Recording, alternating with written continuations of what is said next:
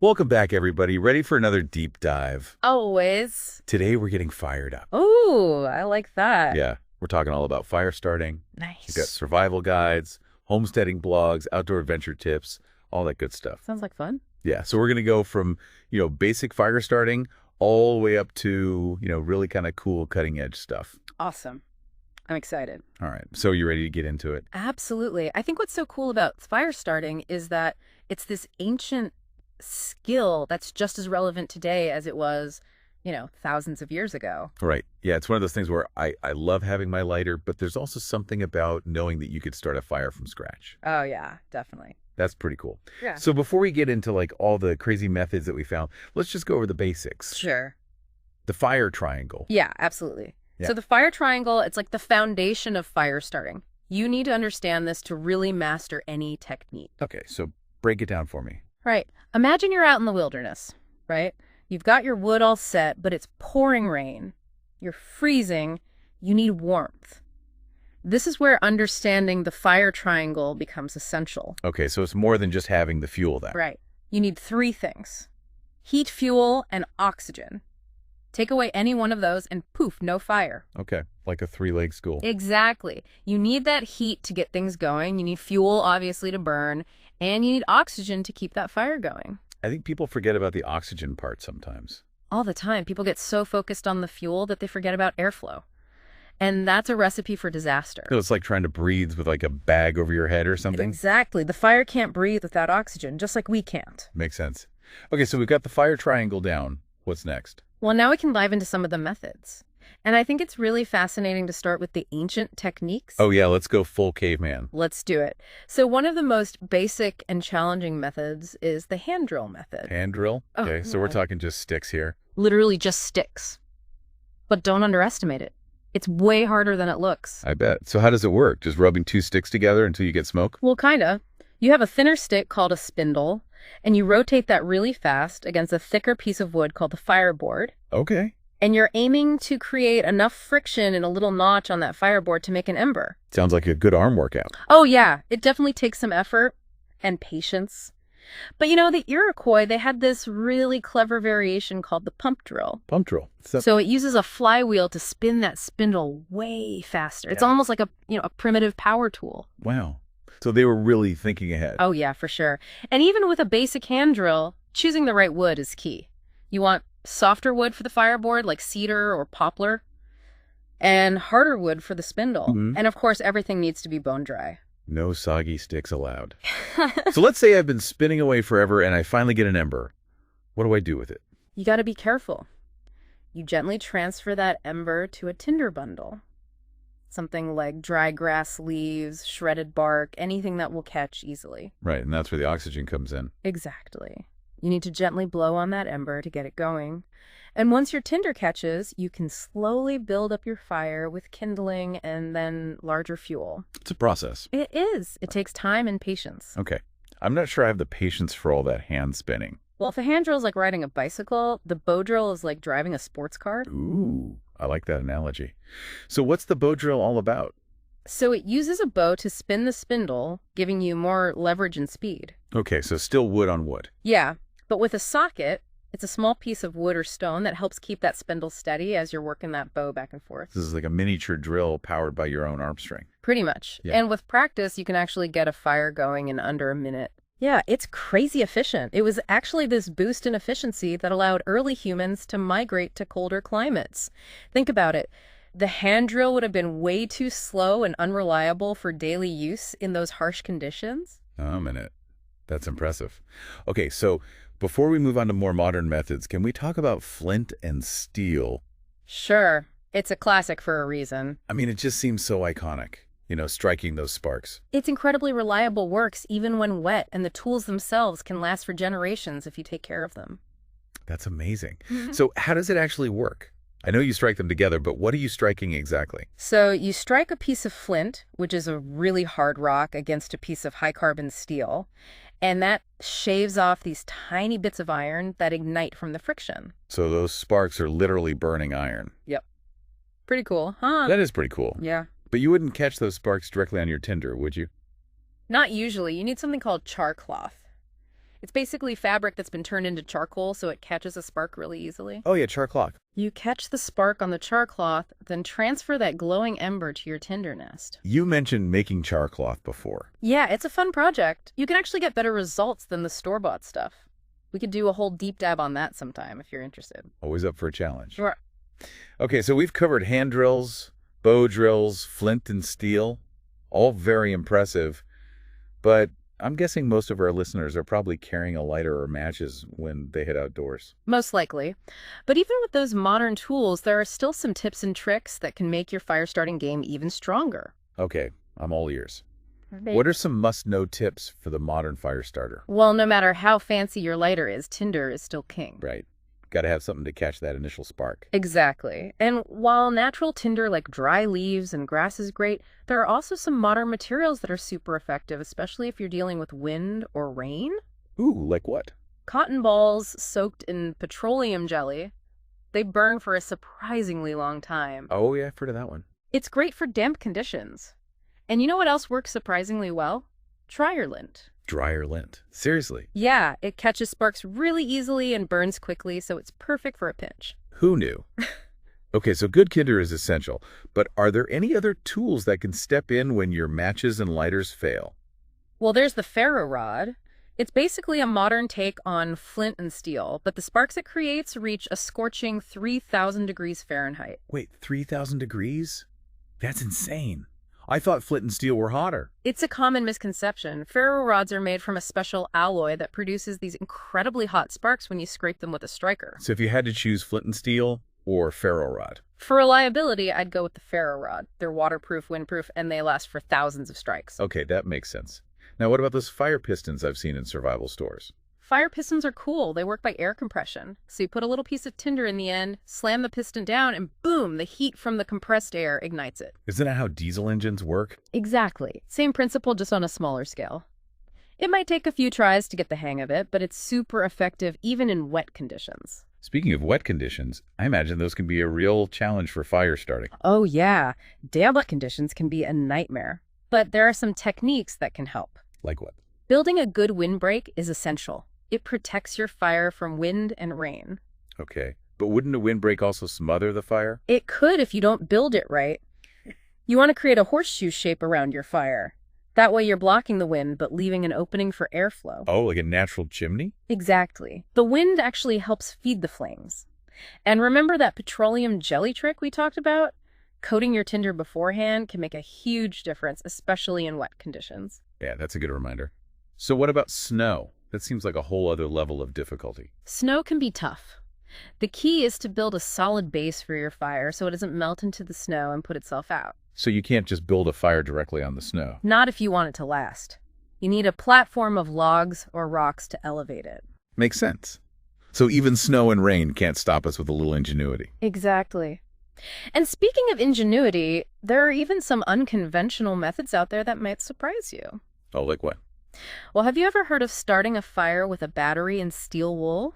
You're kidding, right? Nope. It's actually incredibly easy and effective, especially in an emergency. You just need a 9-volt battery and some fine steel wool. You touch the positive and negative terminals of the battery to the steel wool, and the electrical current heats it up until it bursts into flames. That's wild. I never would have thought of that. It's a good one to know. It shows you how everyday items can become fire-starting tools with a little bit of know-how. Okay, I'm adding that to my mental toolkit. Now, I have to ask about the one you mentioned earlier.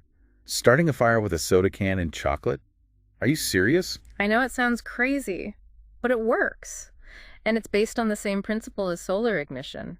You use the chocolate to polish the bottom of the soda can until it's shiny. So we're MacGyvering a fire with a candy bar. Pretty much. That polished can acts as a reflector focusing sunlight onto your tinder, just like a parabolic mirror. Okay, that's actually pretty ingenious. Yeah. But I'm guessing you need a sunny day for that one. Definitely. Solar ignition is all about harnessing the power of the sun. But even on a cloudy day, there are surprising ways to create fire using natural elements. Really? Like what? Ever thought about using ice to start a fire? Ice. You're messing with me. I'm serious. If you can find a clear piece of ice, you can shape it into a lens that focuses sunlight just like a magnifying glass. Wow, that's straight out of a survival movie. It goes to show that fire starting is all about understanding the principles and being adaptable. You can use those principles to create fire with a surprisingly wide range of materials. Okay, so we've got all these methods for creating the initial spark or ember, but what about the next step? How do we actually build a sustainable fire? That's where the art of fire building comes in. It's not just about piling on logs, it's about carefully nurturing that tiny flame and gradually building it up into a roaring blaze. That's where I usually go wrong. I get impatient and throw on too much fuel too quickly. It's a common mistake. You smother the flame and extinguish your fire. It's like trying to run a marathon before you can walk. Okay, slow and steady wins the fire building race. So what's the right way to build up a fire? Think of it like building a log cabin. You start with your tinder, which are the smallest, most flammable materials. Then you gradually add larger pieces of kindling, like twigs and thin branches. As the kindling catches, you can start adding slightly thicker branches and finally the larger logs. So it's all about creating a structure that allows for airflow and gradually increases the intensity of the fire. Exactly. And throughout the process, you want to manage the airflow. You can do this by positioning your fuel carefully and using a stick to gently fan the flames. It's all about finding that sweet spot between too much and too little oxygen. Makes sense. Okay, so we've built our fire from a tiny ember to a roaring blaze. We're warm, we're cooking our dinner, we're feeling pretty accomplished. But what about when it's time to say goodbye to our fiery friend? How do we make sure we extinguish it properly? Extinguishing a fire is just as important as starting it, especially in a wilderness setting. Right, we don't want to start any wildfires. Exactly. So first step is to spread out those coals and embers.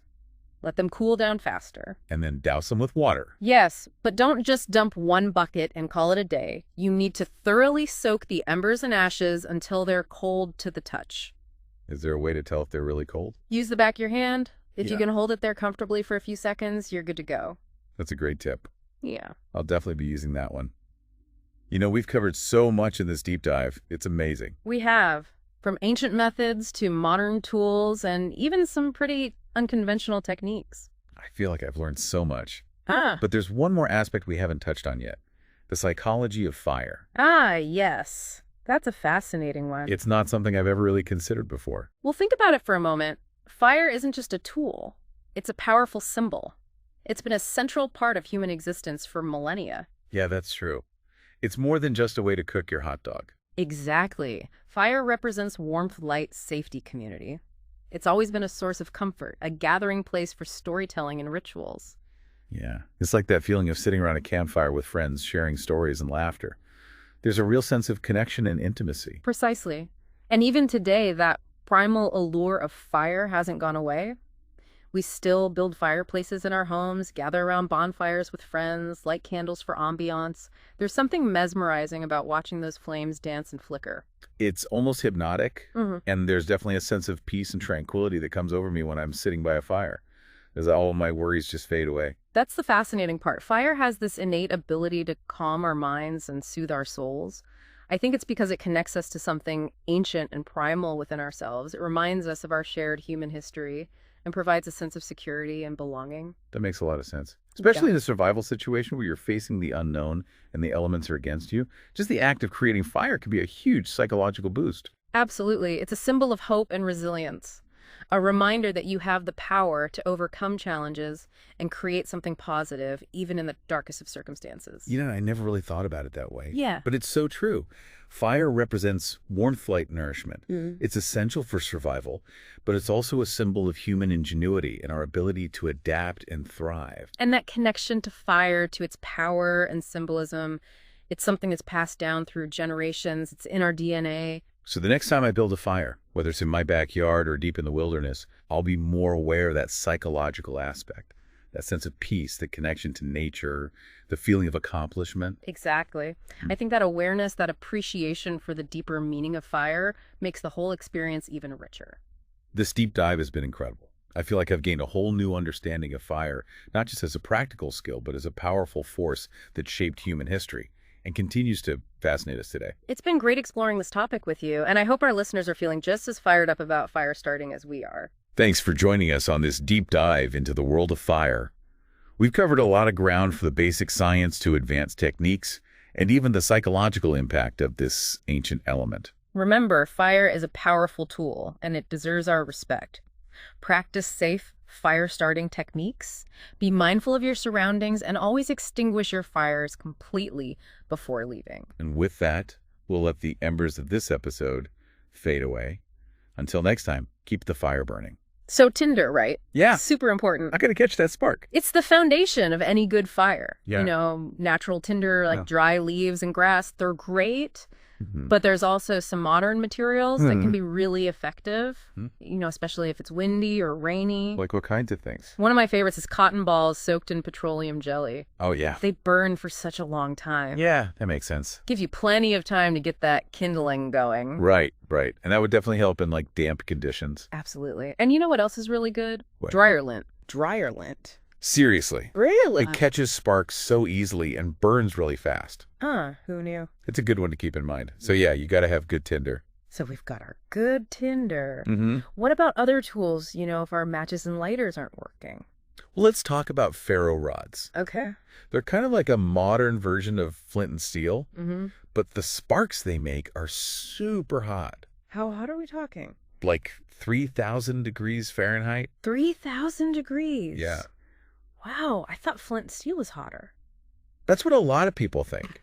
But ferro rods are made from this special alloy. And when you scrape them, you get these crazy hot sparks. So if you had to pick one. Ferro rod every time. Really? Yeah, they're reliable. Okay. They're waterproof, they're windproof, and they last forever.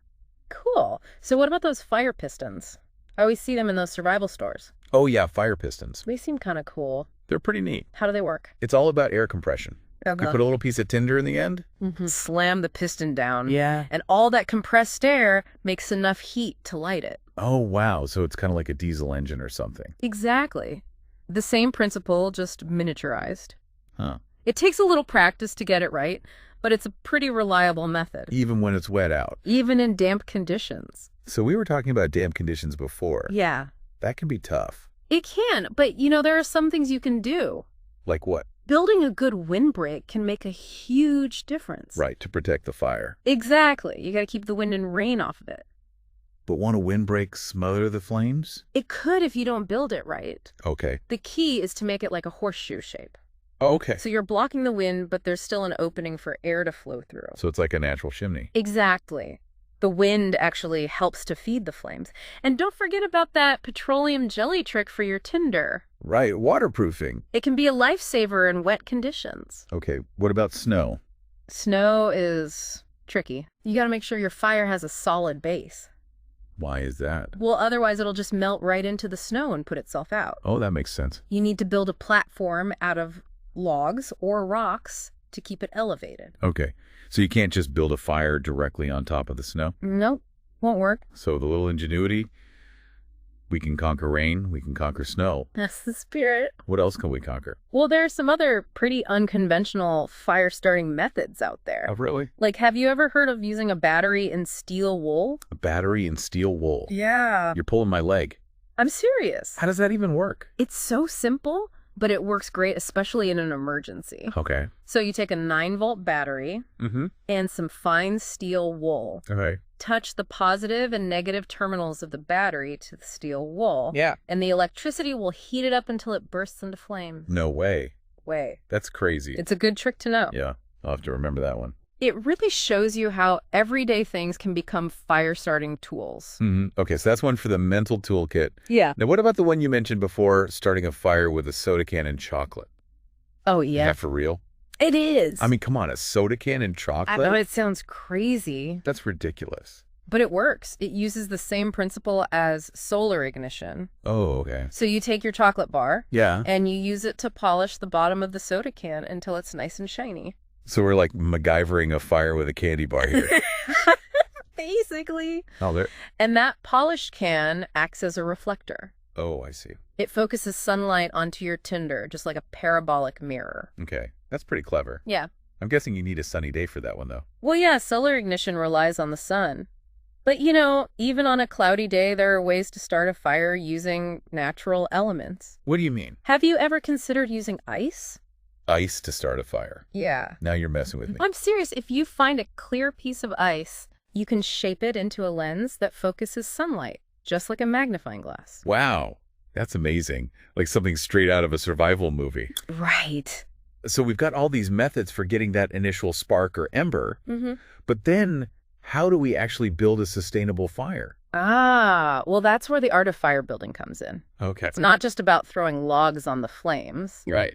You got to nurture that fire. I think that's where I go wrong. I tend to get impatient and just throw a bunch of stuff on there. Yeah, you can't do that. You'll smother it. You got to start small and build it up gradually. Okay, so slow and steady wins the fire building race. Exactly.